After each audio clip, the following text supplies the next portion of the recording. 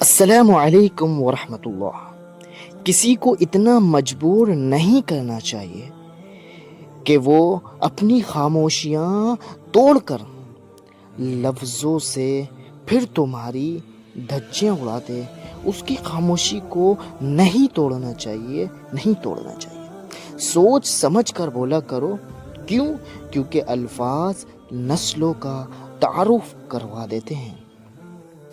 وہ لوگ اکثر بدل جاتے ہیں جنہیں حد سے زیادہ عزت اور حد سے زیادہ وقت دیا جاتا ہے۔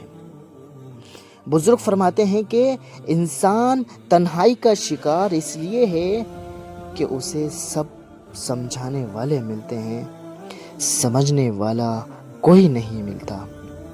اتنی خاموشیاں کیوں ہوتی ہیں تیری آغوش میں اے قبرستان؟ لوگ تو تجھے اپنی جان دے کر تجھے آباد کرتے ہیں۔ خاموش رہو۔ کیوں؟ صرف خدا ہی ہے جو تمہارے دل کا بوجھ اتار دے۔ خاموش رہا کرو۔ خاموشی کی کتنی زبانیں ہیں؟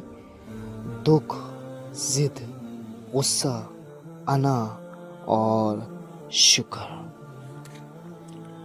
کوئی جب چپ رہے تو اسے سننے کی کوشش کرنا، کیونکہ وہ بہت کچھ بتا رہا ہوتا ہے، آپ سمجھ نہیں پاتے۔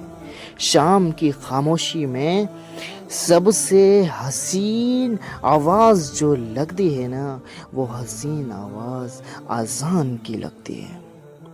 خاموشی ہر فضول بات کا ایک شریفانہ اور ایک عمدہ جواب ہے۔ خاموشیاں کبھی کبھی بہت تفصیل سے جواب دیتی ہیں۔ کچھ لوگوں کا صبر ان کی خاموشی میں ہوتا ہے، ان کی خاموشی میں ان کا صبر چھپا ہوتا ہے۔ خاموشی سے بہتر رد عمل اور کوئی نہیں، اور وقت سے بہتر کوئی جواب نہیں دے سکتا۔ وقت جب جواب دیتا ہے تو بس۔